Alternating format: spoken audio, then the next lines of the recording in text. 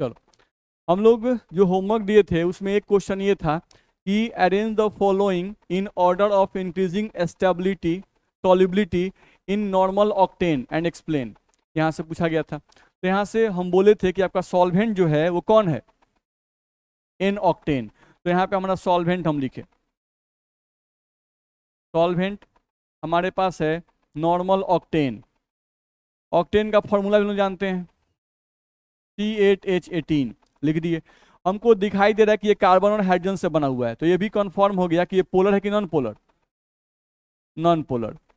तो हम लोग कॉन्सेप्ट पढ़े हैं लाइक डिजॉल्व्स लाइक, नहीं तो इसका मतलब हुआ कि नॉन पोलर सॉल्वेंट में नॉन पोलर सॉल्यूट सबसे पहले घुलेगा। नहीं तो अब हमारे पास यहाँ दिए गए हैं साइक्लोहेक्सेन। अब सॉल्यूट के रूप में हमारे पास कौन कौन है, तो सॉल्यूट के रूप में फर्स्ट हमारा कौन है, साइक्लोहेक्सेन। तो साइक्लोहेक्सेन का फॉर्मूला C6H12। ये पोलर है कि नॉन पोलर, नॉन पोलर।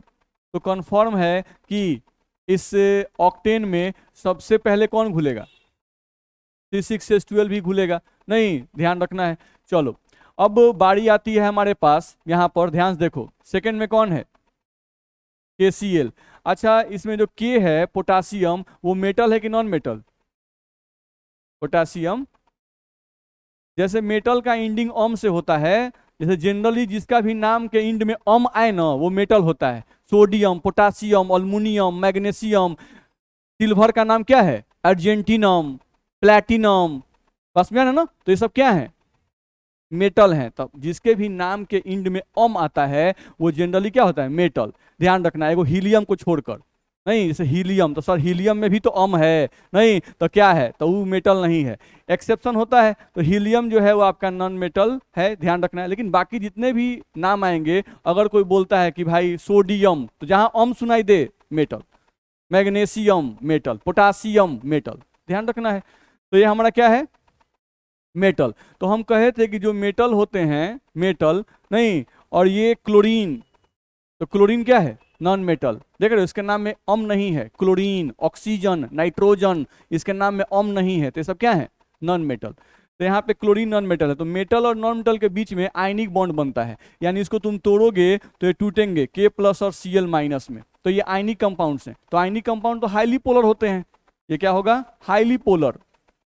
नहीं तो जो हाईली पोलर होगा, ये बताओ कि क्या वो नॉन पोलर सॉल्वेंट में सॉल्युबल होगा, नहीं, ये तो इनसॉल्युबल होगा। ये जो होगा हमारा वो तो इनसॉल्युबल होगा, ये कंफर्म हो गया। दिक्कत है नहीं, यानी सबसे कम सॉल्युबल तो यही होगा, आयनिक कंपाउंड, क्योंकि ये कंप्लीट चार्ज आ रहे हैं। देख रहे हो, complete plus, complete minus, partial charges नहीं है भाई, ध्यान रखना है। तो कंप्लीट प्लस कंप्लीट माइनस आ गया, तो ये हाईली पोलर है। जो हाईली पोलर होगा वो तो इनसॉल्युबल होगा नॉन पोलर सॉल्वेंट में। ऐसा बोले तो दिक्कत है क्या, नहीं। अब दूसरे पॉइंट पे आ जाओ। यहां पर अगला हमारे पास देखा जाए तो CH3OH लिखा हुआ है, थोड़ा ध्यान से देखो। और एक लिखा हुआ है CH3CN।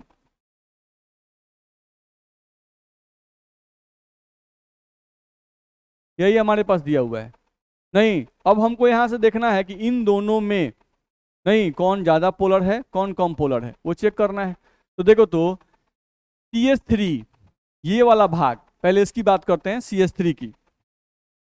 इसको थोड़ा हम लोग नीचे कर लें, देखा जाए। मान लो हम इसकी बात कर रहे हैं, तो हमारे पास CH3 है, तो ये कार्बन और हाइड्रोजन से बना हुआ है, तो ये पार्ट क्या है, नॉन पोलर। कार्बन हाइड्रोजन से बना हुआ है भाई, नॉन पोलर है, ध्यान रखना है। तो इसमें भी तो है ना, नॉन पोलर। तो जो पार्ट सेम है उसको तो देखते ही नहीं है। इसमें भी CH3 है, इसमें भी CH3 है, दोनों में CH3 कॉमन है, तो वो डिसाइड नहीं करेगा।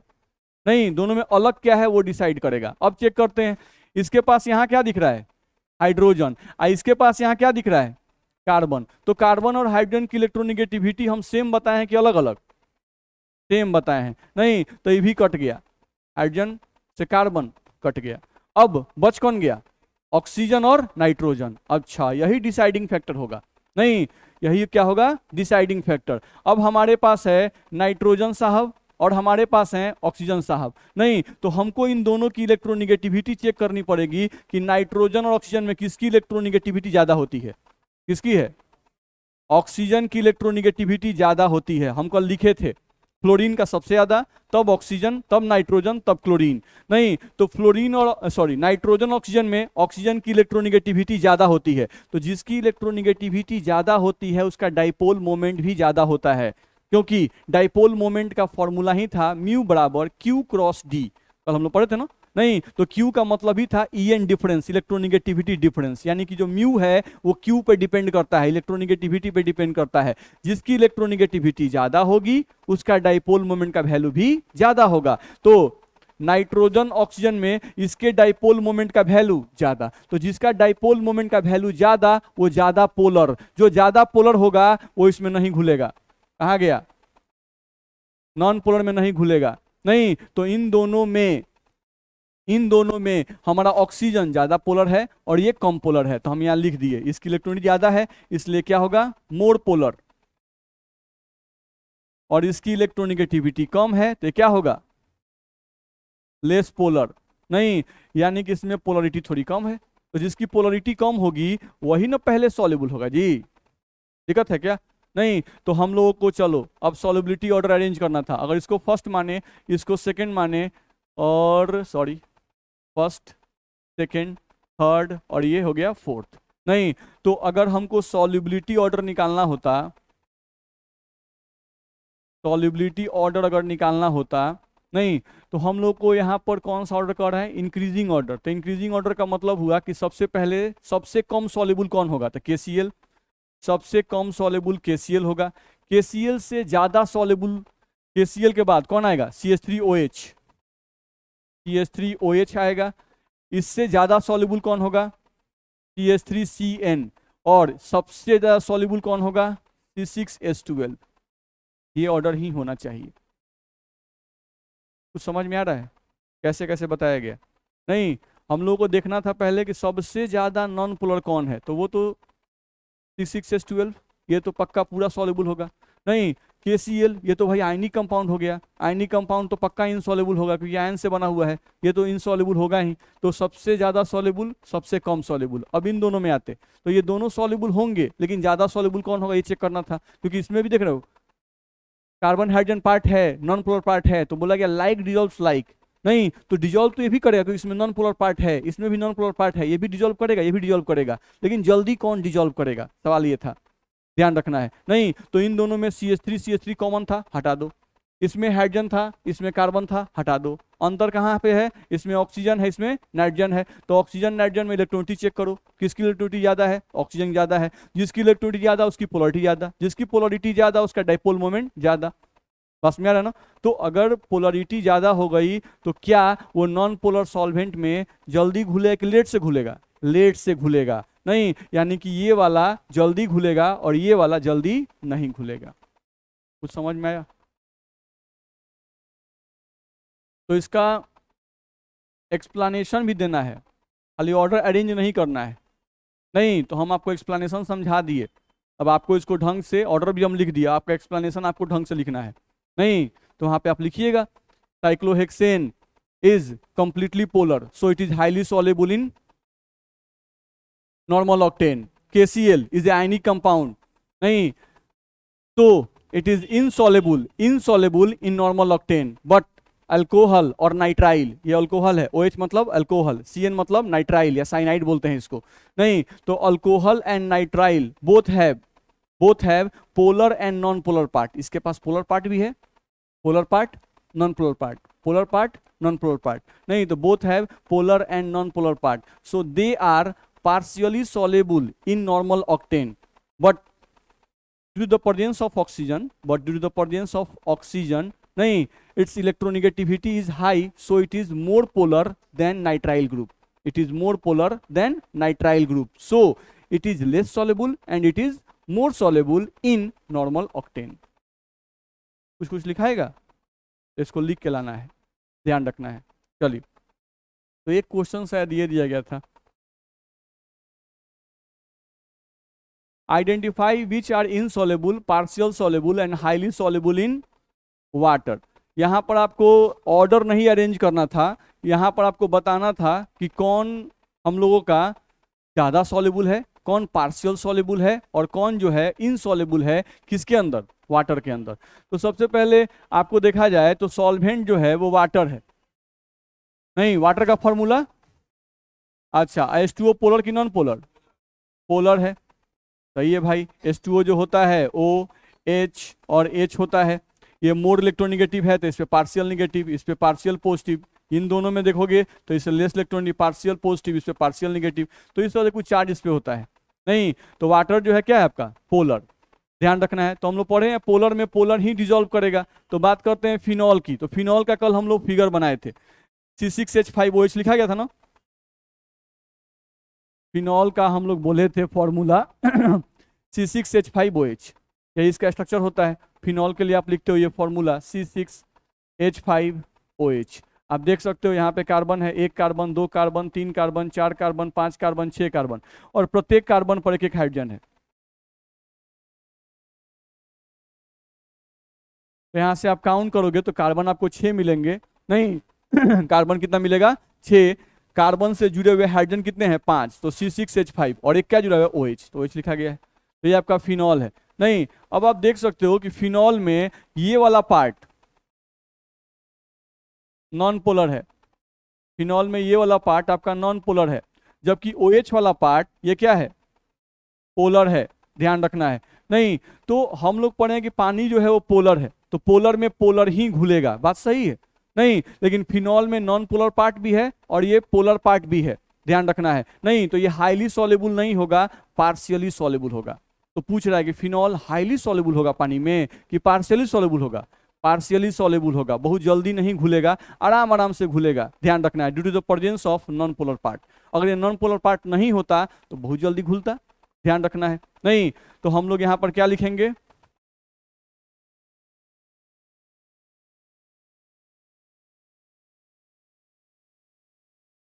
पार्शियली सॉल्युबल, ये लिखा हुआ है टॉलिन। नहीं तो टॉलिन का भी हम लोग कल फॉर्मूला लिखे थे, C6H5CH3 लिखे थे। ये आपका हो गया कुछ इस तरह से, बेंजीन रिंग बनता है, pi bond pi bond pi bond, और इस पर रहता है आपका CH3, कहीं भी डाल सकते हो। बाकी सभी कार्बन पर एक एक हाइड्रोजन, बाकी सभी कार्बन पर एक एक हाइड्रोजन। तो इसका ये फॉर्मूला आप देखोगे तो C6H5CH3 है।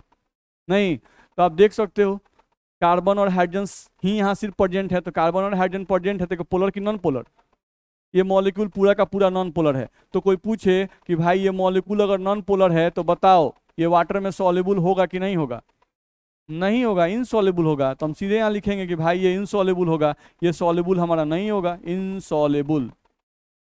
बोलो दिक्कत है क्या, बोल सकते हैं कि समझ में आ रहा है कि खाली हम ही बुझ रहे हैं, समझ में आ रहा है ना। चलिए अगला दिया था इसमें फॉर्मिक एसिड। नहीं तो फॉर्मिक एसिड की बात करें तो फॉर्मिक एसिड कुछ इस तरह का हुआ, HC डबल बॉन्ड OH। नहीं ये आपका फॉर्मिक एसिड है, ध्यान रखना है, ठीक है, जिसको हम लोग ऐसे भी लिखते हैं डायरेक्टली HCOOH, इसी को स्ट्रक्चर फॉर्म में फैला के हम ऐसे लिखे, ध्यान रखना है। तो ये आपका फॉर्मिक एसिड है। तो फॉर्मिक एसिड में कार्बन हाइड्रोजन पोर्शन बहुत कम है, कार्बन हाइड्रोजन पोर्शन क्या है, बहुत कम है।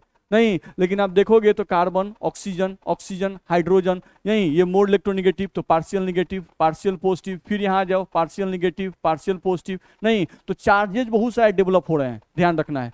हाँ आपको कहे थे, अगर आपको याद हो तो हम कहे थे कि पोलर का एक मतलब चार्ज भी होता है, नहीं, और नॉन पोलर का मतलब अनचार्ज भी होता है। कार्बन और हाइड्रोजन के जो कंपाउंड होते हैं, कार्बन और हाइड्रोजन के जो कंपाउंड होते हैं, इन पे कोई चार्ज डेवलप नहीं होता है। क्यों, क्योंकि इसकी इलेक्ट्रोनिगेटिविटी और इसकी इलेक्ट्रोनिटी सेम है। तो बॉन्ड में जो 2 इलेक्ट्रॉन है, नहीं इसकी ताकत सेम है, तो बॉन्ड के 2 इलेक्ट्रॉन को ये खींचेगा कि ये खींचेगा, कोई नहीं खींचेगा, कोई नहीं खींचेगा, तो इलेक्ट्रॉन बीचों बीच रहेगा, तो किसी पे कोई चार्ज डेवलप नहीं होगा। तो चार्ज डेवलप नहीं होगा तो मॉलिक्यूल क्या होगा भाई, नॉन पोलर, अनचार्ज्ड। नहीं तो वही तो बात हम यहाँ भी बोल रहे हैं। अब फॉर्मिक एसिड में क्या कार्बन हाइड्रोजन है, नहीं, ऑक्सीजन है, ऑक्सीजन है, हाइड्रोजन है। नहीं ऑक्सीजन हाइड्रोजन का देखो तो इसमें भी ये मोर इलेक्ट्रोनिगेटिव, तो partial negative, less electronegative, partial positive, है कि नहीं है।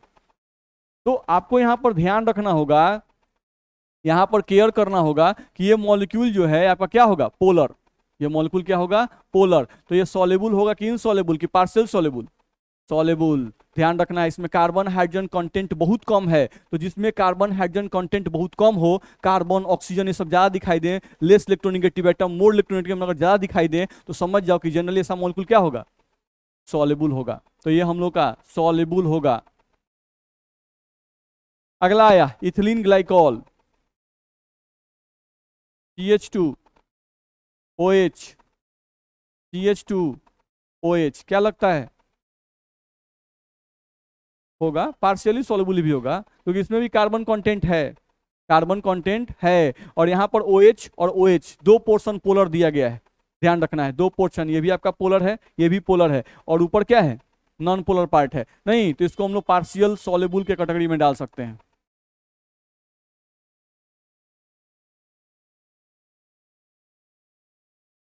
क्लोरोफॉर्म, CHCl3, इनसॉल्युबल, ये नॉन पोलर है, नॉन पोलर थोड़ा ना, CCl4 नॉन पोलर होता है। कार्बन है, थोड़ा सा ध्यान देंगे, कार्बन है, नहीं, और कार्बन 4 बॉन्ड बना रहा है,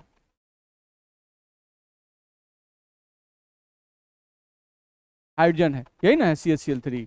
तो यहाँ पे कार्बन जो सेंट्रल एटम है, इसके पास लोन पेयर कितना, 0। नहीं, लेकिन कार्बन से जुड़े हुए सभी एटम सेम है क्या, अलग अलग, सभी एटम सेम नहीं है, ये सेम है, ये सेम है, ये सेम है, लेकिन ये क्या हो गया, अलग हो गया।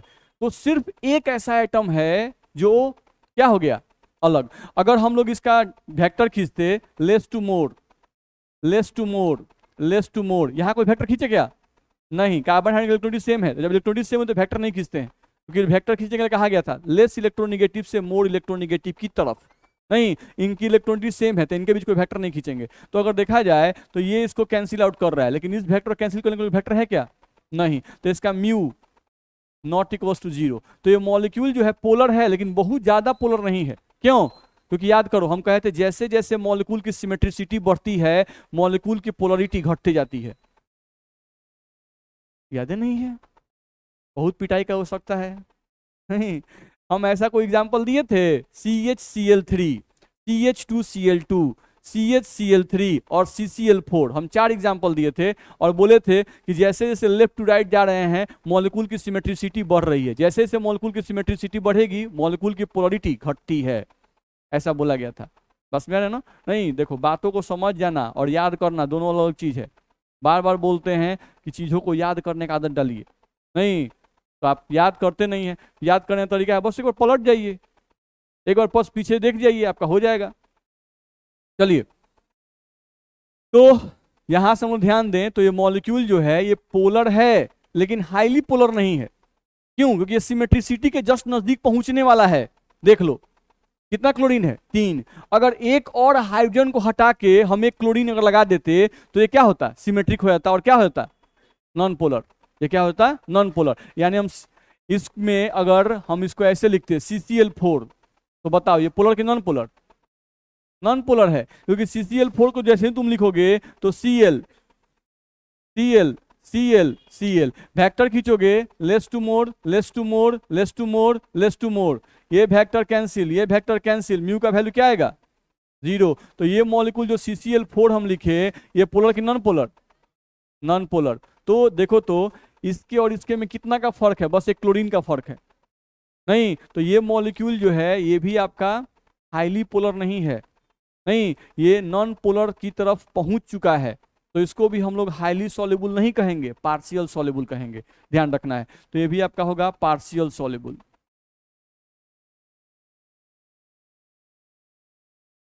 ध्यान रखना है, ठीक है। अब यहां पे आइए पेंटेनॉल, तो पेंटेनॉल का मतलब 5 कार्बन, पेंटेन है 5 कार्बन, CH3, CH2, CH2 1 2 3 4 और 5, ये कुछ ऐसा हो गया।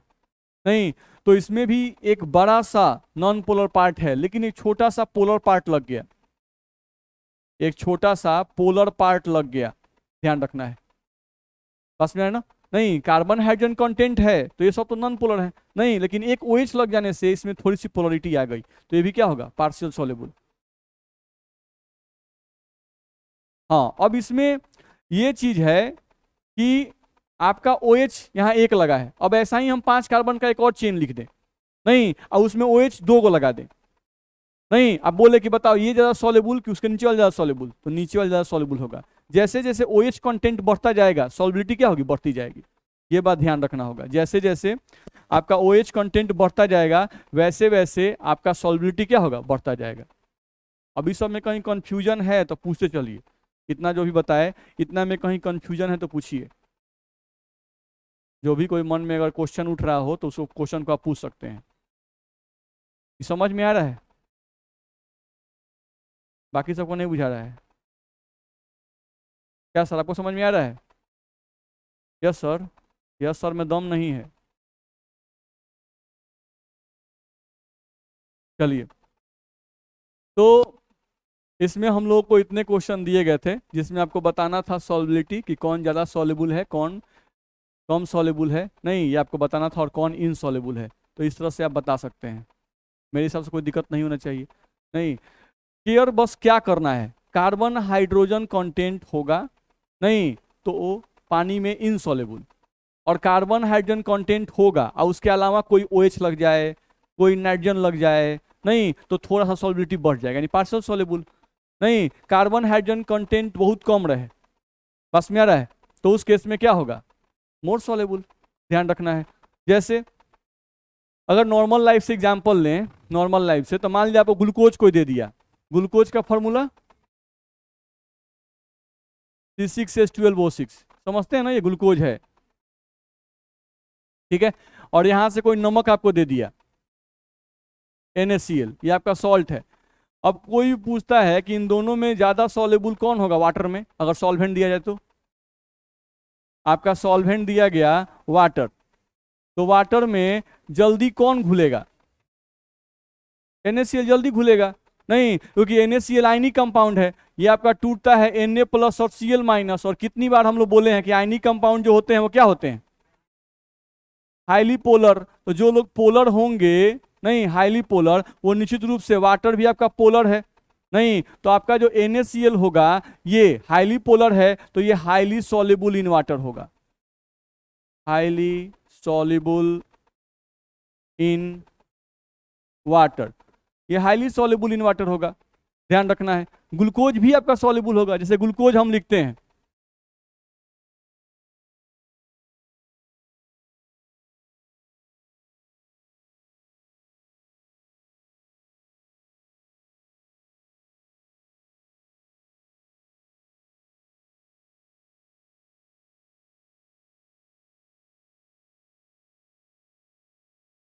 ये हमारा ग्लूकोज है ना, ग्लूकोज है।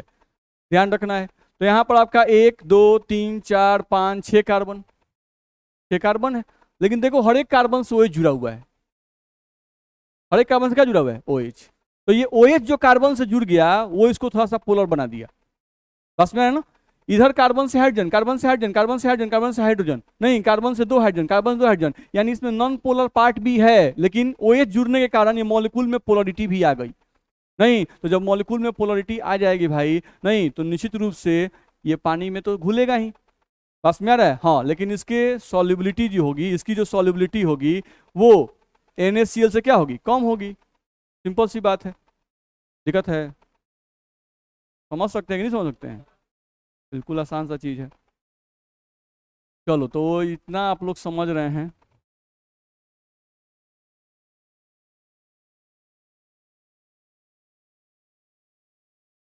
चलिए, थोड़ा सा कुछ और पॉइंट समझ लें।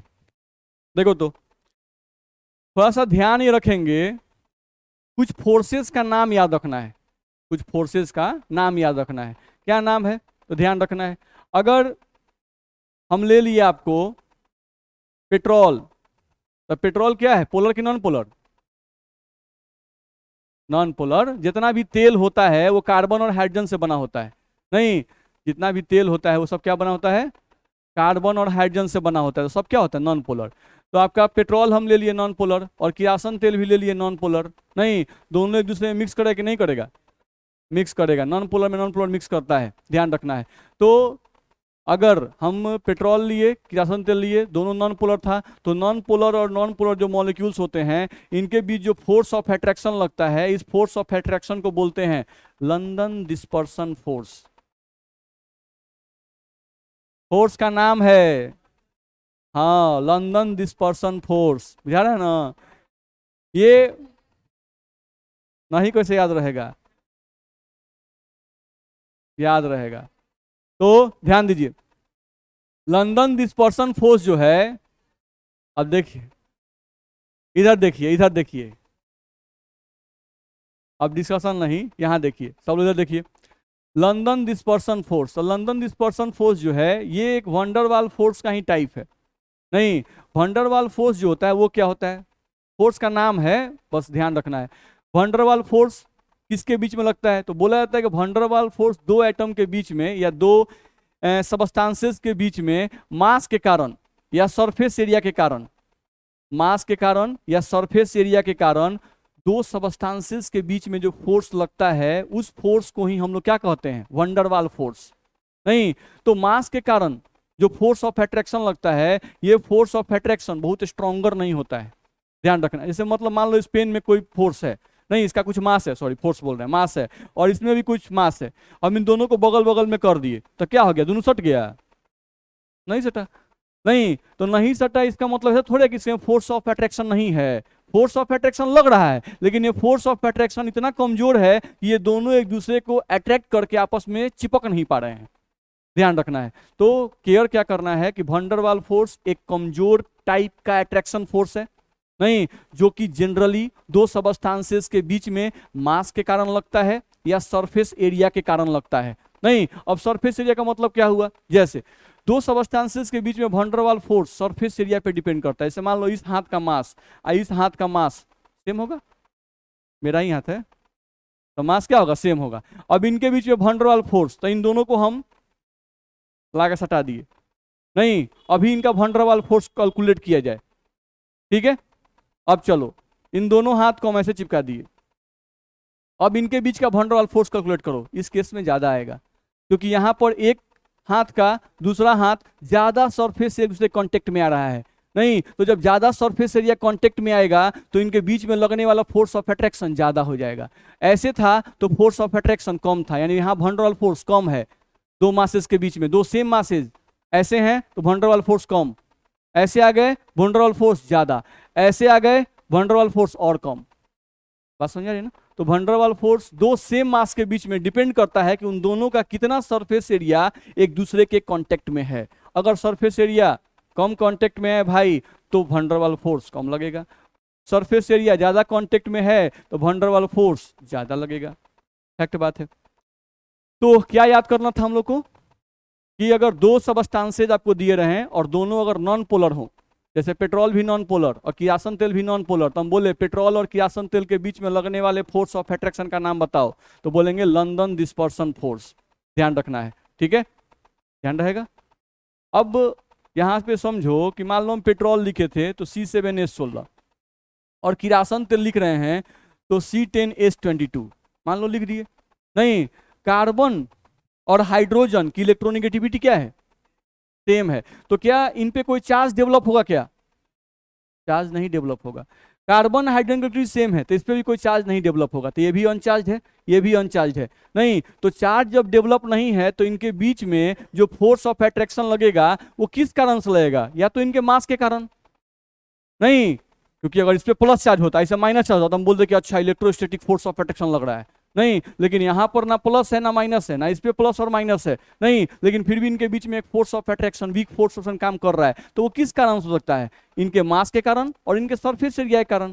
ध्यान रखना है। तो मास और सरफेस एरिया के कारण जो फोर्स लगते हैं उन्हीं को तो वंडरवाल फोर्स कहते हैं, और वंडरवाल फोर्स का ही एक टाइप है लंदन डिस्पर्सन फोर्स। आगे बढ़ सकते हैं। तो जो बात हम बताए वही सब लिखा हुआ है, ठीक है? यहाँ पे एग्जाम्पल लिखा हुआ है, देखो तो। I2 पोलर है कि नॉन पोलर? Non polar. और CCl4 क्या है? Non polar. तो नॉन पोलर के बीच में लगने वाले फोर्स का नाम है लंदन डिस्पर्सन फोर्स। चलो, यहां पर अगर देखा जाए तो अगर एक मॉलिक्यूल पोलर दिया रहे और दूसरा मॉलिक्यूल भी पोलर दिया रहे, एक मॉलिक्यूल आपको पोलर रहे और दूसरा मॉलिक्यूल भी क्या हो? पोलर हो, नहीं, जैसे मान लो हम कि पानी ले लिए, H2O पोलर है। नहीं, और मान लो कि हम कोई और भी अल्कोहल CH3OH पोलर कर सकते हैं उसको, 100% उसको नॉन पोलर नहीं कर सकते हैं, ध्यान रखना है। तो CH3OH अल्कोहल पोलर है, पानी पोलर है। नहीं, अल्कोहल पानी में सॉल्युबल होगा कि नहीं होगा? होगा, क्या नहीं होगा, ध्यान रखना है। तो अल्कोहल भी पोलर और पानी भी पोलर, तो इनके बीच में लगने वाले फोर्स ऑफ अट्रैक्शन का नाम क्या है? Dipole dipole attraction force. क्या बोलेंगे? Dipole dipole attraction force. क्योंकि जो पोलर मॉलिक्यूल होते हैं उनको, पोलर मॉलिक्यूल को डाइपोल भी कहा जाता है। पोलर मॉलिक्यूल क्या कहा जाता है? डाइपोल भी कहा जाता है, ध्यान रखना है। तो लिखा गया होगा force of attraction acting between polar and polar molecules. Polar और पोलर मॉलिक्यूल्स के बीच में लगने वाले फोर्स क्या कहते हैं हम लोग? Dipole dipole attraction force. Interaction का मतलब भी फोर्स ऑफ अट्रैक्शन ही होता है? नहीं, इंट्रैक्शन का मतलब क्या होता है? Force of attraction. अब इंट्रैक्शन दो टाइप का हो सकता है, ये बात भी है। इंट्रैक्शन दो टाइप का होता है, interaction may be attractive, may be repulsive. बस में आ रहा है ना? इंट्रैक्शन जो होता है वो may be attractive, may be repulsive भी होता है, ध्यान रखना है। लेकिन यहां पर हम लोग कौन से देख रहे हैं? फोर्स ऑफ अट्रैक्शन देख रहे हैं। क्योंकि जानते हो मॉलिक्यूल जो है ना, ये अपने आप को खुद अरेंज कर लेता है अट्रैक्शन फोर्स में।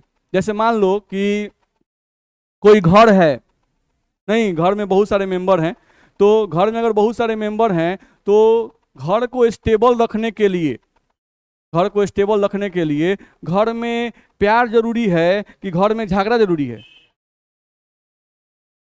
नहीं, प्यार जरूरी है कि घर में सब लोग मिलजुल के रहें, ध्यान रखना है। नहीं, तो मॉलिक्यूल्स जो हैं ये इस नियम का बड़ी अच्छे तरीके से पालन करते हैं। मॉलिक्यूल्स जो है वो अपने आप को एकदम स्टेबल रखना चाहते हैं। नहीं, तो स्टेबल रखने के लिए अगर आप दो मॉलिक्यूल्स को डालते हो एक दूसरे में, नहीं, तो वो अपने आप को ऐसे सजा लेते हैं कि उनके बीच में अट्रैक्शन फोर्स ज्यादा रहे और रिपल्सन फोर्स कम रहे।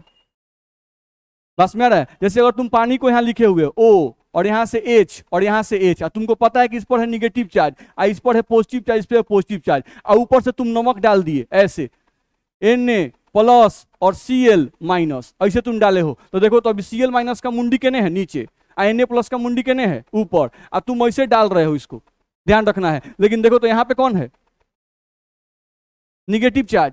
ऑक्सीजन मतलब निगेटिव चार्ज। नहीं, तो निगेटिव और निगेटिव में क्या होगा? रिपल्सन। तो जैसे ही तुम नमक को ऊपर से नीचे डालोगे भाई, ये ऑटोमेटिक पलट जाएगा, हम लोग को पलटने की जरूरत नहीं है, ये ऑटोमेटिक अपने आप पलट जाएगा और Na प्लस नीचे आ जाएगा, Cl माइनस ऊपर हो जाएगा, और ये आके O माइनस के साथ Na प्लस चिपक जाएगा और Cl माइनस ऊपर रहेगा। नहीं, तो ये ऑटोमेटिक वैसे अपने आप को अरेंज कर लेते हैं जिससे उनका रिपल्सन फोर्स कम रहे और अट्रैक्शन फोर्स ज्यादा रहे, नहीं, ताकि वो पानी में आकर स्टेबल रह सके, ध्यान रखना है। इतना में दिक्कत? चलो, तो उसी का एग्जांपल हम लोग को यहां से दिया गया था। अगला हम लोग का देखा जाए तो यहां से बोल रहा है force of attraction acting between ion and dipole. तो आयन जैसे Na प्लस, नहीं, और डाइपोल यानी कि पोलर मॉलिक्यूल, पोलर मॉलिक्यूल्स को डाइपोल भी कहते हैं। पोलर मॉलिक्यूल क्या कहते हैं? डाइपोल भी कहते हैं। तो अगर आपका मान लो कोई आयंस है जैसे Na प्लस है और कोई पोलर मॉलिक्यूल्स है आपका H2O, तो इनके बीच में लगने वाले फोर्स ऑफ अट्रैक्शन को आयन डाइपोल अट्रैक्शन कहते हैं, नहीं, या आयन डाइपोल इंट्रैक्शन आप कह सकते हो। बात समझ में आ रही है? नहीं, तो बस फोर्स ऑफ अट्रैक्शन का नाम है, एक है London dispersion force, non polar के बीच में, एक आया पोलर पोलर के बीच में तो डाइपोल डाइपोल इंट्रैक्शन, और एक तुमको आ गया आयन और डाइपोल के बीच में यानी पोलर मॉलिक्यूल के बीच में तो आयन डाइपोल इंट्रैक्शन या ion dipole force of attraction बोल सकते हैं। इतना में दिक्कत नहीं, तो ये सब पॉइंट आपको ध्यान रखना होगा।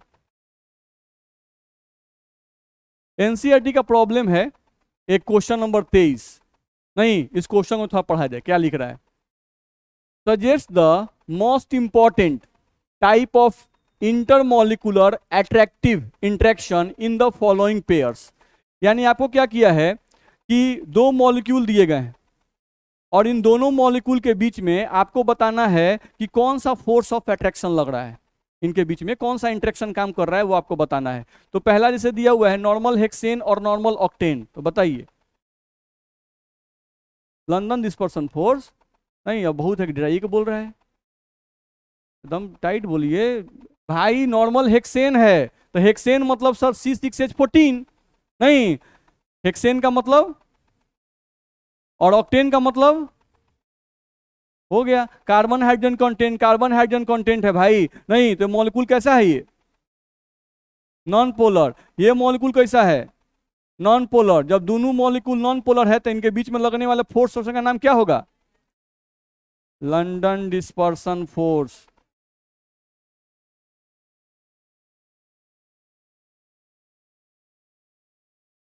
ध्यान रखना है, I2 और CCl4 लंदन डिस्पर्सन फोर्स होगा, क्योंकि ये भी नॉन पोलर, ये भी नॉन पोलर।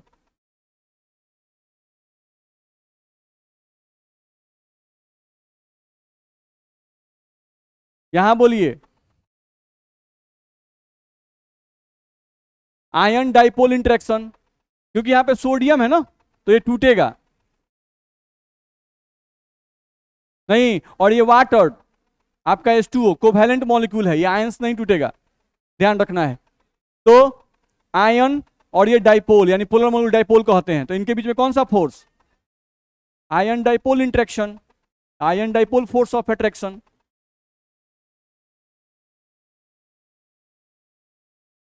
सिंपल है। मिथेनॉल, एसीटोन, डाइपोल डाइपोल होगा, सही है, डाइपोल डाइपोल होगा। ये भी पोलर है, ये भी पोलर है, कंप्लीट पोलर नहीं है, नहीं लेकिन पोलर ये भी है, ये भी पोलर है। तो जब दोनों पोलर होंगे तो इनके बीच में कौन सा, डाइपोल डाइपोल इंटरेक्शन। इनके बीच में डाइपोल डाइपोल इंटरेक्शन लगेगा।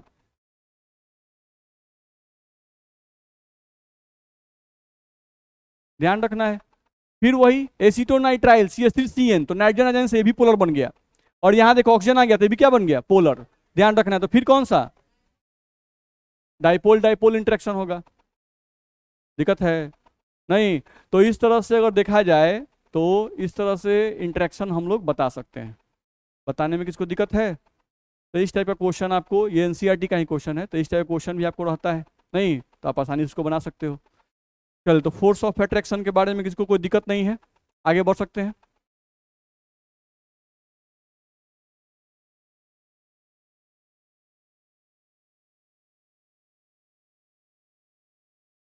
चलो, अब दूसरा एक टर्म आता है इसमें, सॉल्युबिलिटी। नहीं, सॉल्युबिलिटी किसे कहते हैं, ठीक है, तो समझा जाए सॉल्युबिलिटी का मतलब क्या है। जैसे मान लो एक गिलास पानी ले लिए, एक गिलास पानी ले लिए, और एक गिलास पानी में नमक, चलिए नमक है डालते हैं, हमको तो चीनी मन था, नहीं लेकिन उनका मन है नमक, चीनी डाला जाए, थोड़ा मुंह में पानी भी आता है उससे तब। तो मान लीजिए एक गिलास पानी ले लिया गया, नहीं तो एक गिलास पानी में, ध्यान सुनिए, अब हम लोग एक गिलास पानी में पहले 5 ग्राम चीनी डाले, मतलब एक गिलास पानी मतलब 1 लीटर का ग्लास है, उसी में 1 लीटर पानी हम ले लिए हैं। नहीं, टेम्परेचर हम लोग का रूम टेम्परेचर है 25 डिग्री सेल्सियस, और प्रेशर जो है वो 1 ATM है, ठीक है, नॉर्मल प्रेशर 1 ATM होता है। तो हम लोग उसमें 5 ग्राम चीनी डाल दिए। अब 5 ग्राम चीनी डाले, घुलाए, घुल गया, ठीक है। फिर 5 ग्राम चीनी लिए, फिर डाले, घुलाए, घुल गया। 10 ग्राम चीनी पानी जो है वो घुला लिया, ठीक। फिर चीनी लिए 5 ग्राम, डाले, घुलाए, नहीं लेकिन उस 5 ग्राम में से 3 ग्राम घुल गया और 2 ग्राम जाके नीचे बैठ गया, ठीक है। तो टोटल कितना घुल गया, 13 ग्राम। 15 ग्राम डाले थे लेकिन घुला कितना, 13 ग्राम। ध्यान रखना है, यानी 1 लीटर जो पानी हम लिए थे, 1 लीटर पानी का चीनी घुलाने का क्षमता हम यहाँ पे मान लिए हैं, नहीं कि 1 लीटर पानी के चीनी घुलाने का क्षमता था वो कितना ग्राम हुआ, 13 ग्राम। तो ये जो 13 ग्राम हुआ वो 1 लीटर पानी की सॉल्युबिलिटी कहलाएगी। ये 13 ग्राम क्या कहलाएगी, 1 लीटर पानी की सॉल्युबिलिटी कहलाएगी। अब ये हो सकता है कि हम 13 ग्राम ऐसे एज्यूम कर लिए हैं, हो सकता है कि ये वैल्यू कुछ और हो, नहीं ध्यान रखना है। चलो, तो सॉल्युबिलिटी का मतलब क्या है, तो सॉल्युबिलिटी का मतलब होता है कि किसी भी सॉल्वेंट में, किसी भी गिवन सॉल्वेंट में, गिवन अमाउंट ऑफ सॉल्वेंट, यानी सॉल्वेंट का अमाउंट आप फिक्स रखे हैं, ये नहीं कि 1 लीटर है तो उसमें और डाल दिए तो उसका घुलाने की क्षमता और बढ़ जाएगा। ध्यान रखना है, नहीं तो केयर करना है। किसी भी गिवन अमाउंट ऑफ सॉल्वेंट में फिक्स टेम्परेचर पर, फिक्स प्रेशर पर ठीक है, किसी भी गिवन अमाउंट ऑफ सॉल्वेंट में फिक्स टेम्परेचर पर और फिक्स प्रेशर पर सॉल्यूट घुलाने की जो उसकी मैक्सिमम कैपेसिटी है, नहीं, सॉल्यूट घुलाने की जो उसकी मैक्सिमम कैपेसिटी है और जो मैक्सिमम अमाउंट ऑफ सॉल्यूट्स में सॉल्युबल होता है, नहीं, उस मैक्सिमम अमाउंट ऑफ सॉल्यूट को ही हम लोग बोलते हैं सॉल्युबिलिटी।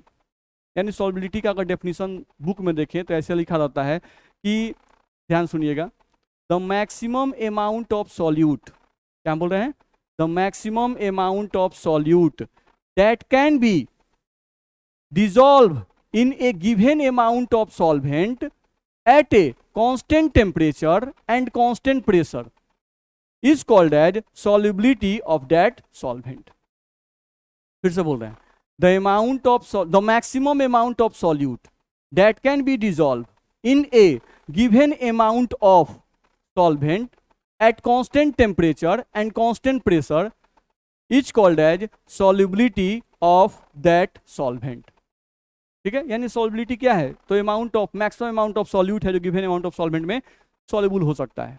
अच्छा, इसी डिफिनेशन को ऐसे भी बोल सकते थे, नहीं, हम लोग बोले कि 1 लीटर पानी लिए थे और 1 लीटर पानी में 13 ग्राम चीनी को हम लोग क्या किए थे, घुला दिए थे। 1 लीटर पानी में 13 ग्राम चीनी घुल गया, क्या उसके बाद हम लोग चीनी और डालते तो उसमें सॉल्युबल होता, नहीं होता, नीचे बैठ जाता, उस टेम्परेचर उस प्रेशर पे अब उसमें सॉल्युबल नहीं होगा। तो इसका मतलब हुआ कि आपका सॉल्यूशन जो था वो क्या हो गया, सैचुरेटेड हो गया। सॉल्यूशन क्या हो गया, सैचुरेटेड हो गया, क्योंकि सैचुरेशन का मतलब हम लोग पढ़े थे, नहीं, ध्यान रखना है। तो इसी सॉल्युबिलिटी के डेफिनेशन को हम ऐसे भी कह सकते हैं, नहीं, कि the maximum amount of solute, the maximum amount of solute which is required to make a given solvent saturated at constant temperature and pressure is called as solubility of that solvent. ऐसा बोलते दिक्कत है क्या, same ही है ना, नहीं, हमको किसी भी सॉल्वेंट को सैचुरेटेड करने के लिए जितने सॉल्यूट की आवश्यकता होती है उसी सॉल्यूट की मात्रा को उस सॉल्वेंट का या उस सॉल्यूशन का सॉल्युबिलिटी कहते हैं। दिक्कत है, तो डेफिनेशन लिख सकते हैं, क्या हम लिखेंगे, the maximum amount of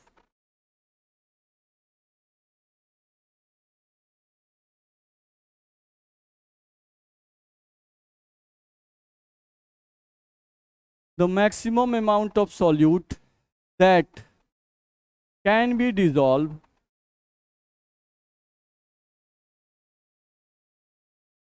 in a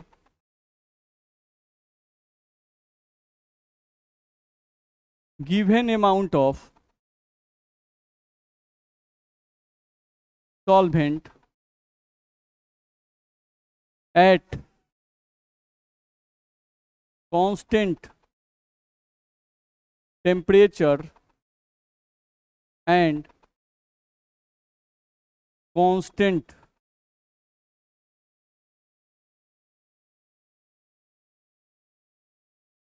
pressure, the maximum amount of solute that can be dissolved in a given amount of solvent at constant temperature and constant pressure is called as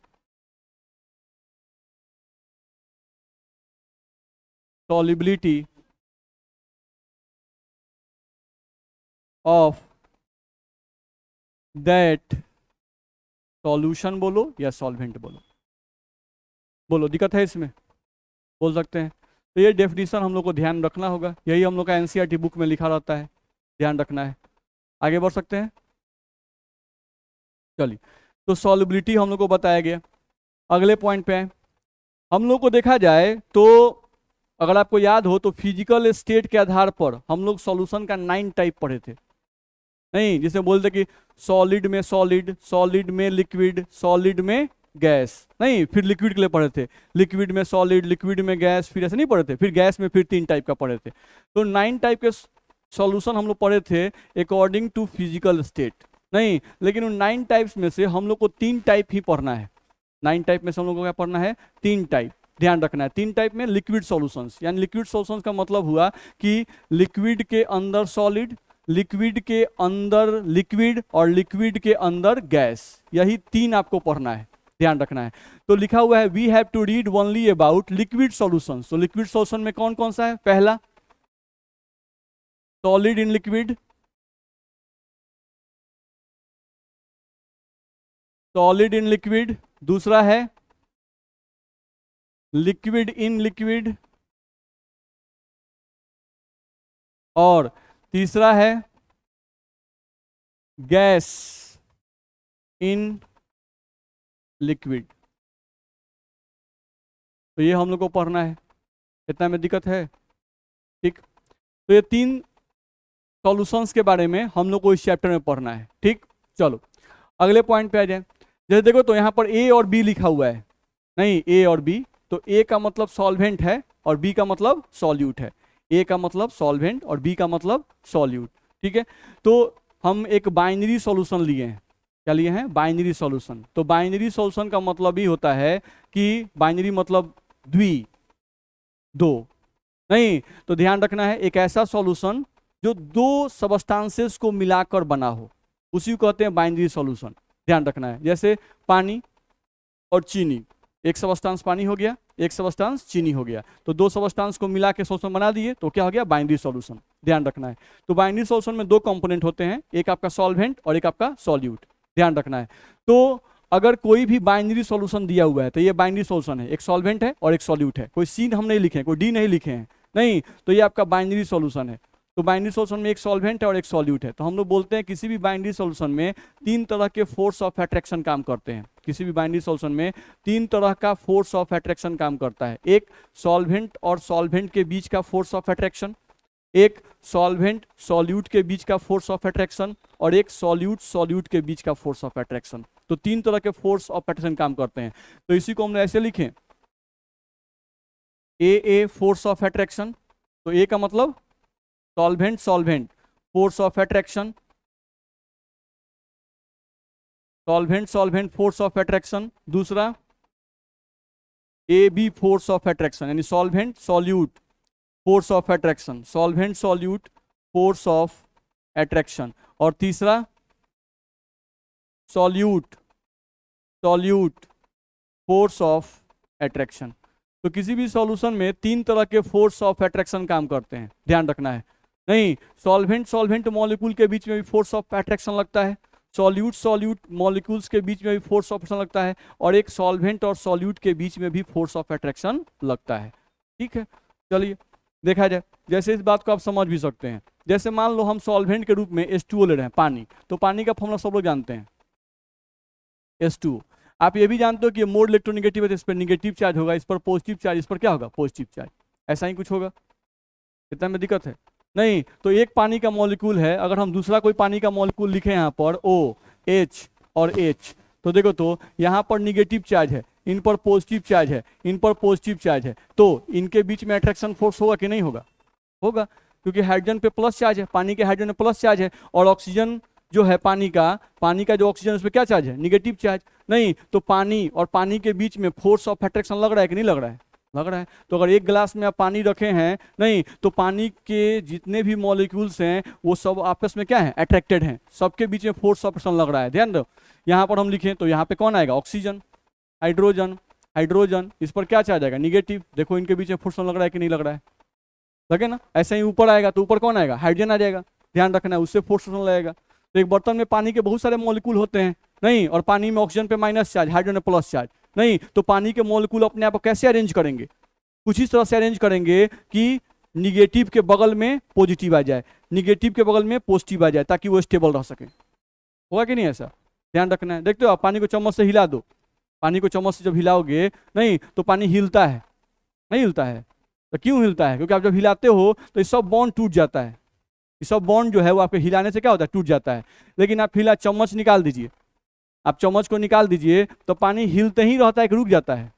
रुक जाता है, धीरे धीरे धीरे हिलते हिलते हिलते रुक जाता है। तो काहे रुक जाता है? क्या फिर सब हाथ जुड़ाने लगता है, रुको रुको रुको रुको, सब अट्रैक्शन फोर्स दिखाने लगता है। नहीं, तो जैसे जैसे अट्रैक्शन फोर्स होगा तो अट्रैक्शन फोर्स जो है वो स्टेबिलिटी लाता है। स्टेबिलिटी का मतलब स्थिरता, शांति, नहीं, तो वो स्थिरता लाएगा। ध्यान रखना है, तो स्थिर हो जाता है पानी।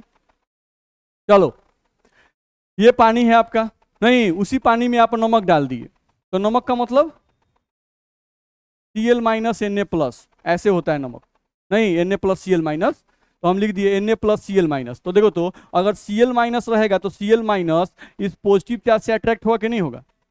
होगा नहीं। फिर हम देखो यहाँ लिख रहे हैं Cl माइनस Na+, नहीं तो देखो यहाँ पर Na+ और Cl माइनस, तो यहाँ सॉल्यूट सॉल्यूट, तो सॉल्यूट के पार्टिकल आपस में अट्रैक्टेड हैं कि नहीं है? हैं। सॉल्यूट के पार्टिकल आपस में अट्रैक्टेड, देखो negative charge positive charge, negative charge positive charge, और ये सब सॉल्यूट के पार्टिकल्स हैं। तो सॉल्यूट के पार्टिकल्स आपस में अट्रैक्टेड हैं, तो solute solute force of attraction लग रहा है। नहीं, यहाँ पर सॉल्वेंट सॉल्वेंट के बीच में फोर्स ऑफ अट्रैक्शन लग रहा है, और यहाँ पर सॉल्वेंट और सॉल्यूट के बीच में फोर्स ऑफ अट्रैक्शन लग रहा है। लग रहा है कि नहीं लग रहा है? ये जितनी भी कहानी है, ये सब कहानी हम लोग ऐसा बोल सकते हैं कि भाई ये सारा कहानी एक बर्तन में हो रहा है। नहीं, सब एक बर्तन में है, ध्यान रखना है। नहीं है, ध्यान रखना है। उसी बर्तन में पानी है, उसी बर्तन में नमक डाल दिए हैं, तो पानी और नमक के बीच में अट्रैक्शन होगा कि नहीं होगा? होगा, ध्यान रखना है। चलो अब अगले पॉइंट पे आए। अगले पॉइंट में ये कहा जा रहा है कि आपका जो नमक आप डाले, तो ये नमक का पत्थर डाले हैं, देख रहे हैं सब सटा हुआ है आपस में, ठीक है? तो नमक का एक पत्थर ले लिए और नमक के उस पत्थर को आप पानी में डाल दिए। तो नमक के पत्थर को हम लोग पानी में जैसे ही डालते हैं, नहीं धीरे धीरे वो पत्थर में का नमक निकल निकल के Na+ Cl- निकल के सब क्या होता है, घुल जाता है, और वो नमक का पत्थर क्या होता है, धीरे धीरे गायब हो जाता है। होता है कि नहीं ऐसा? नहीं, तो कहने का मतलब है कि यही आपका नमक का पत्थर है और इसको पानी में घुलना है। नहीं, तो ये पानी में कब घुलेगा? तो हम लोग बोले कि किसी भी सॉल्यूशन में 3 तरह का फोर्स ऑफ अट्रैक्शन लगता है, सॉल्वेंट सॉल्वेंट, सॉल्वेंट सॉल्यूट और सॉल्यूट सॉल्यूट। नहीं, तो कोई भी सॉल्यूट सॉल्वेंट में तभी सॉल्युबल होगा, कोई भी सॉल्यूट सॉल्वेंट में तभी सॉल्युबल होगा जब सॉल्वेंट और सॉल्यूट के बीच में लगने वाला फोर्स ऑफ अट्रैक्शन का मान ज्यादा हो। किससे? सॉल्यूट फोर्स ऑफ अट्रैक्शन से। ये समझ में आ रहा है? फिर से समझिए। जैसे कि मान लीजिए कि आपका दोस्ती किसी अपने दोस्त से है, नहीं आपका दोस्ती किसी अपने दोस्त से है, ठीक है, पुराना दोस्ती है। अब कोई नया दोस्त आपके पास आया, तो अगर आपके पास कोई नया दोस्त आया, नहीं तो नया दोस्त से दोस्ती हो जाए, नया दोस्त से दोस्ती हो जाए, लेकिन आपका नियम है कि भाई कि आप एक बार में एक दोस्त बनाते हैं, तो आपको पुराना दोस्ती तोड़ना पड़ेगा। नहीं, तो पुराना दोस्ती आपका कब टूटेगा? जब नयका दोस्ती में ज्यादा अट्रैक्शन हो। नहीं, और जो पुरानका दोस्ती है, अब पुरान हो गया है, इसमें अट्रैक्शन कम है, नहीं तो ये क्या होगा, टूट जाएगा। और नया वाला जो दोस्ती है उसमें अट्रैक्शन फोर्स अगर ज्यादा हो जाए तो क्या होगा, बन जाएगा। नहीं, ऐसा होता है कि नहीं होता है? होता है, सिंपल सी बात है। तो यहां भी तो वही बात है ना भाई, हमको Cl को अलग करना है, Na+ को अलग करना है, तो ये फोर्स ऑफ अट्रैक्शन को कैसे भी करके कमजोर करना है, नहीं तभी ये टूटेंगे। ये फोर्स ऑफ अट्रैक्शन कमजोर होगा तो ये टूट जाएंगे और ये पानी में सॉल्युबल हो जाएंगे। नहीं, यानी इनका फोर्स ऑफ अट्रैक्शन अगर पानी में इसको घुलना है Cl- को, तो इस Cl- का फोर्स ऑफ अट्रैक्शन पानी के साथ ज्यादा होना चाहिए और इनके साथ कम होना चाहिए, तभी ये Cl- घुलेंगे। मेरी बात को समझ में आ रही है? नहीं, यानी कि सॉल्यूट का फोर्स ऑफ अट्रैक्शन कमजोर होना चाहिए और सॉल्यूट का फोर्स ऑफ अट्रैक्शन ज्यादा होना चाहिए, तभी कोई सॉल्यूट सॉल्वेंट में घुलेगा। ये समझ में आ रहा है? नहीं, लेकिन अब सवाल ये उठता है, अभी टाइम है हम लोग के पास, नहीं आप लोग धीरे धीरे सूखने लगते हैं, तो अब क्या होगा? नहीं, तो यहाँ पर थोड़ा ध्यान दीजिए, देखा जाए आराम आराम से पढ़िए, क्योंकि जानते हैं कि चैप्टर बड़ा है, चैप्टर जो है बड़ा है, और समय दे के पढ़ेंगे तो समझ में आएगा, और नहीं तो एक्चुअली कुछ है नहीं, ये समझाने को जो थोड़ी ना है, आगे बढ़ जाइए चुपचाप। बस में आ रहा है। 12th की खासियत ये है, 12th या 11th की खासियत ये है कि बच्चे जो है ना वो बुक पलटते ही नहीं है। जैसे आपको हम जो पढ़ा दें सब ठीक है, नहीं हम आपको बोल दें कि चैप्टर ही खत्म, तो हाँ सर खत्म, नया चैप्टर शुरू, तो हाँ सर शुरू। स्थिति ये है, बच्चा जो है ना बुक पलटता ही नहीं है, ये सबसे भारी कमी है। आप जरूर अपना एनसीईआरटी बुक अपने पास रखिए और एनसीईआरटी का एक एक टॉपिक को देखिए कि कहीं कोई टॉपिक मेरा टीचर छोड़ तो नहीं रहा है। नहीं, आपको एक एक टॉपिक एनसीईआरटी देखना है अगर आप किसी कंपटीशन की तैयारी करते हैं तो। नहीं, क्योंकि केमिस्ट्री के लिए आप जितना भी पूछिएगा ना, जितना भी आईआईटी टॉपर है, जितना भी टॉपर है, पूछिएगा ना, वो बोलेगा केमिस्ट्री के लिए भाई एनसीईआरटी का लाइन बाय लाइन रट जाओ। एनसीईआरटी आपके लिए बहुत सफिशिएंट हो जाता है। नहीं, लेकिन लाइन बाय लाइन बोलता है, इस बात को ध्यान नहीं देता है। नहीं, जो धीरे से बोल के निकल गया कि लाइन बाय लाइन ठीक से पढ़ जाओ, उसका लाइन बाय लाइन क्वेश्चन बना जाओ, इंटेक्स सब क्वेश्चन बना जाओ, कम से कम एनसीईआरटी को 3 बार बना जाओ। नहीं तो सबको खाली सुनाया था एनसीईआरटी बना जाओ, 3 नहीं सुनाई देता है। बस मेरा है एनसीईआरटी पढ़ जाओ, लाइन बाय लाइन नहीं सुनाई देता है, ये गड़बड़ है। चलिए, तो हम लोग यहां से देख रहे थे कि NaCl जो है इसको पानी में घुलना है। NaCl कहाँ घुलना है? पानी में घुलना है। नहीं तो NaCl हमारा सॉल्यूट है, तो सॉल्यूट का अमाउंट क्या होता है? कम होता है, और सॉल्वेंट का अमाउंट क्या होता है? ज्यादा होता है। ठीक, चलो अब थोड़ा समझा जाए, थोड़ा देखो तो यहां पर पहले हम लिख लें solubility of any solid in liquid, any solid is soluble in any liquid only if, कब soluble होगा? जब AB का मतलब solvent solute, force of attraction, solvent solute force of attraction ज्यादा हो जाए, किससे? solvent solute, solute solute force of attraction से, B force of attraction,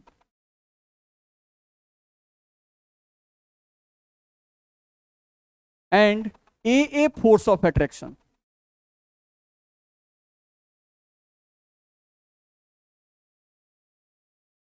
ध्यान रखना है, आपको ये ध्यान रखना होगा कि अगर आप B को चाहते हैं कि B A में घुल जाए, नहीं यानी B का A से दोस्ती हो जाए, नहीं तो बाकी सब दोस्ती तोड़ना पड़ेगा, नहीं तब जाके B A के साथ दोस्ती कर पाएगा। ध्यान रखना है, तो बाकी दोस्ती को कमजोर करना पड़ेगा, नहीं तब नया दोस्ती बनेगा। यहाँ पर B और B के बीच का भी दोस्ती तोड़ेंगे तब नहीं नया दोस्ती करेगा, नहीं यहाँ A और A के बीच का भी दोस्ती तोड़ना पड़ेगा तब नहीं A B के साथ इंटरेक्ट करेगा, नहीं ए में बिजी रहे, ए के साथ बॉन्ड बनाया है, और कोई दूसरा आइटम आ रहा है कहेगा हमसे बॉन्ड बनाइएगा, तो नहीं हम लोग अपने में ठीक हैं, नहीं तो काम घबरा गया। बी है, नहीं बी और बी आपस में सटा हुआ है, बस मेरा ए बगल में गया, ए उसे बोल रहा है कि दोस्ती कीजिएगा, नहीं नहीं करेंगे हम बी के साथ ठीक हैं, तो नया नहीं घुलेगा। अब लोहा का गोली ले लीजिए, पानी में डाल दीजिए और कहिए कि लोहा जो है पानी में घुल जाएगा, नहीं तो पानी का मोलिक्यूल बार बार जाकर लोहा का मोलिक्यूल को धक्का मारता है, कहता है घुलिएगा, कहता है कि नहीं भाई हम लोग मेटालिक बॉन्ड बनाते हैं, हम लोग पूरा स्ट्रांग हैं, हम लोग टूट ही नहीं सकते हैं आपके ताकत से, नहीं तो क्या लोहा का गोली जाए तो क्या पानी उसको आसानी से घुला लेगा? नहीं घुला पाएगा भाई, क्योंकि लोहा के पार्टिकल्स के बीच के फोर्स ऑफ अट्रैक्शन बहुत हाई है, और उस फोर्स ऑफ अट्रैक्शन को तोड़ना पानी के बस की बात नहीं है। समझ में आ रहा है? तो ध्यान दिया जाए, तो अब हम लोग यहां से अगर ध्यान दें तो थोड़ा समझने की कोशिश किया जाए। देखो तो हम लोग यहां से लिए, ये एटम है, एटम जो होते हैं वो गोल होते हैं, बोलिए कोचिंग जाना है, अच्छा जाइए। जैसे इस टाइम पर हम पूछे थे ना कि किसी का बैच तो नहीं है, नहीं तो इस टाइम पर आपका बैच नहीं है, तो मेरे पास टाइम रहेगा तो हम थोड़ा लेट तक पढ़ा लेंगे, हैं कहाँ तक? अच्छा उसके बाद आपका बॉस चला जाता है, चलिए तो 15 तो हो गया है तो चलिए इसको कल समझा देंगे, चाहिए।